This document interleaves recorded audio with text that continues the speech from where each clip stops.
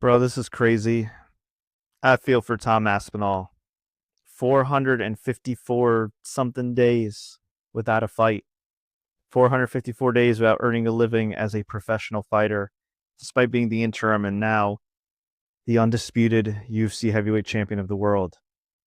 And this guy goes into this fight with Ciryl Gane, who I gotta say is a bit of a fringe contender considering Ciryl Gane got destroyed by Jon Jones, got dominated by Francis Ngannou, arguably lost to Alexander Volkov in that abysmal judge's decision.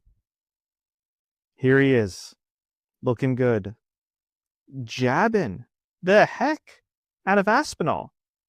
Dare I say, even winning round number 1, bloodying up Aspinall. Now, Aspinall was not visibly hurt. Yeah, he was bleeding, but he wasn't like grimacing or anything. He was coming forward, and who knows, maybe he'd actually finish this fight. Maybe we'd get to a round number 2, and Aspinall hasn't really been ahead of round number 1 much. And what happens? Well, I'll tell you what happens. Ciryl Gane decides to extend his hands, and I am not just trying to pick on Ciryl Gane here because we've seen Jon Jones and countless other fighters do this. It's a problem in MMA.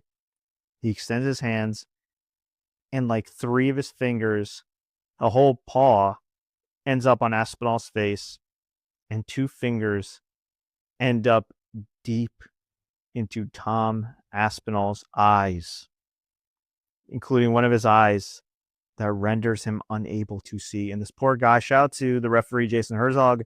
They gave him all the time in the world to recover. And kudos to Tom Aspinall for being honest. Some fighters who are desperate, who haven't fought in a long time, would say, you know what? I can still see. I can fight, blah, blah, blah. Oh, how many fingers are you holding up? Oh, 2, whatever. But to Aspinall's credit, he and with respect to his health, he said, you know what? I can't see. Legit, I can't see. And they stopped the fight. It capped off a really abysmal UFC 321 card, at least on the pay-per-view side of things, where people actually had to pay for. And now Tom Aspinall is going to have to see how this is going to affect his career while also not fighting. And we have to fight Ciryl Gane, a kind of sham contender, again. I hope they run this back on like Paramount or CBS. Let's not make people pay $80 for this.